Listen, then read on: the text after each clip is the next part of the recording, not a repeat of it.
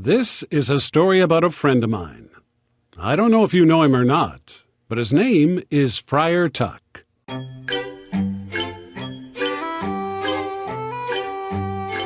Pretzel Garden Audio presents The Story of Friar Tuck and the Leaf Monster.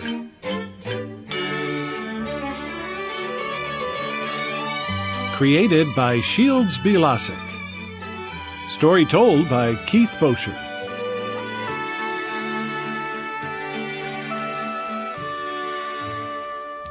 It was a beautiful autumn afternoon, the type of afternoon when the breeze blows ever so gently and the sun glistens through the trees. Friar Tuck and Ralph were in the backyard, counting. 10,036, 10,037, 10,038, 10,039, 10,040. Whew! Are you sure? Said Friar Tuck. Because if we want to make the world's largest leaf pile, we need to have at least 10,040 leaves. Absolutely certain, replied Ralph. I've already counted them 3 times. Great, said Friar Tuck. Let's get to work then. Friar Tuck and Ralph quickly ran across the yard to the back garden shed. This is where they kept the rakes, which would be used for creating the giant leaf pile. It was official. With 10,040 leaves, they would surely set a world record. Inside the shed, the rakes were stacked neatly against the wall. Friar Tuck quickly reached in, pulling out the long-handled yellow rake, while Ralph chose the short-handled green rake. Without a moment to spare, Friar Tuck jumped onto his rake and pretended to ride it across the lawn like a magic broomstick. I'll take the front yard. Ralph, you work from the backyard, and we'll meet in the middle. The middle of the yard was the exact spot where Friar Tuck and Ralph had attempted to build the world's largest leaf pile last year. And they might have done it too, had it not been for a sudden gust of wind. The wind had upset the entire pile, sending leaves flying over fences, rooftops, and trampolines. It had been a terrible disappointment for both Friar Tuck and Ralph. This time, however, it'd be different. Friar Tuck and Ralph had paid close attention to the weather, and it was a beautiful and calm day. They knew for sure that with a count of exactly 10,040 leaves, they could not fail. Excitement filled the air, and together they began to rake furiously. Friar Tuck was doing the backhand, while Ralph was working with the forehand. These were special moves they had learned in tennis, and it worked great for raking leaves. You should try it sometime. The determination to claim the world record drove Friar Tuck and Ralph to victory. In all, it took them about 3 hours to create the enormous pile. All 10,040 leaves had been neatly collected in the middle of the yard. This says a lot for a strong backhand and a smooth forehand.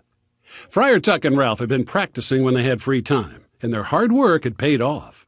It was quite an impressive sight. It must have been as big as a school bus, and you know how big that is. The best thing, however, was that there had been absolutely no wind, not one bit at all. In fact, the day had grown rather calm and still.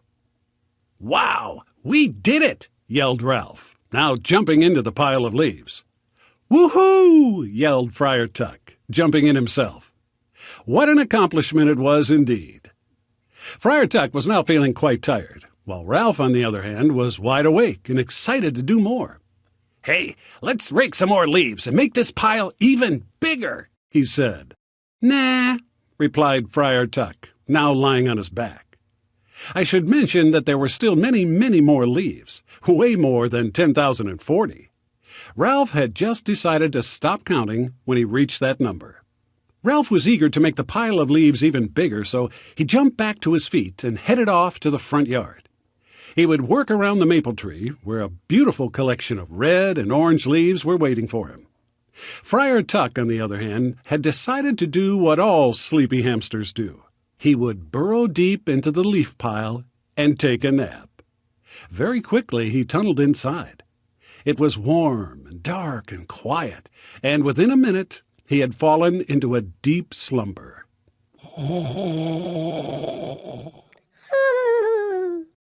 Normally, this would have been a great place to have taken a nap, but as Ralph continued to rake the leaves, Friar Tuck was buried deeper and deeper and deeper.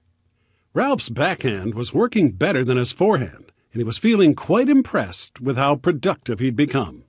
"Boy, if only Friar Tuck could see me now," he said to himself. The pile grew enormous, quickly approaching the size of 2 school buses.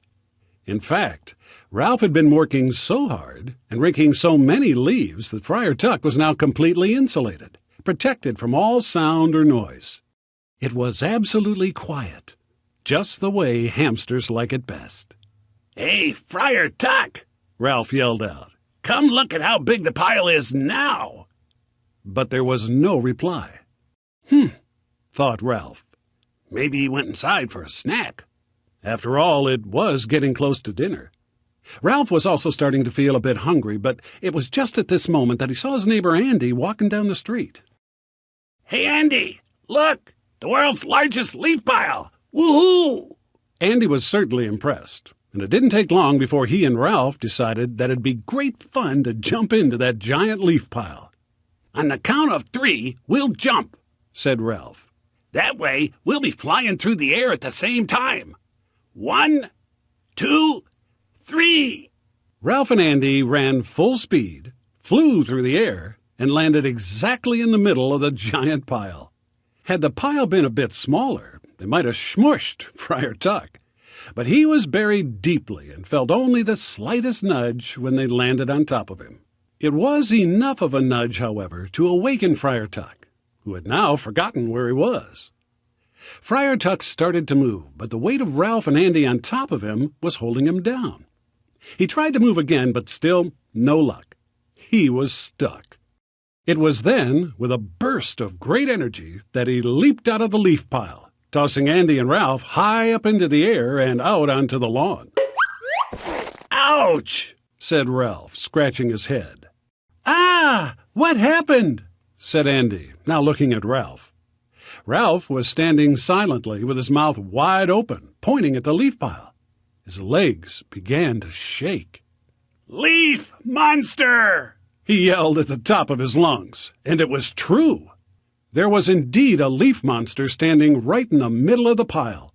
He was covered in yellow, orange, and red leaves.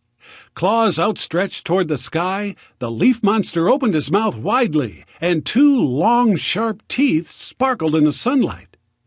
Andy took one look at the creature and then ran as fast as he could for the neighbor's fence. He jumped over it and never looked back. Ralph tried to escape, only as he was running backwards, he tripped over the soccer ball and then tangled himself in the jump rope. This had given Friar Tuck just enough time to jump out of the leaf pile and shake himself clean. Leaves of all colors flew in the air. Friar Tuck then continued yawning and stretching his paws up towards the sky. "Hey, what's all the yelling about?" he said. It was at this moment that Ralph realized what had happened. Nothing," he replied. The leaf monster had only been Friar Tuck, covered in leaves, yawning and stretching after his deep afternoon snooze. What a great nap! I want to do this every day." Ralph and Friar Tuck did make the world's largest leaf pile ever. And as for the leaf monster, well, let's just say that neither Ralph nor Andy ever said another word about it. Maybe you've seen it. This story of Friar Tuck and the Leaf Monster is one of many available as paperbacks or downloadable MP3 files available for playback on any computer or handheld device. Why not visit us right now at pretzelgarten.com?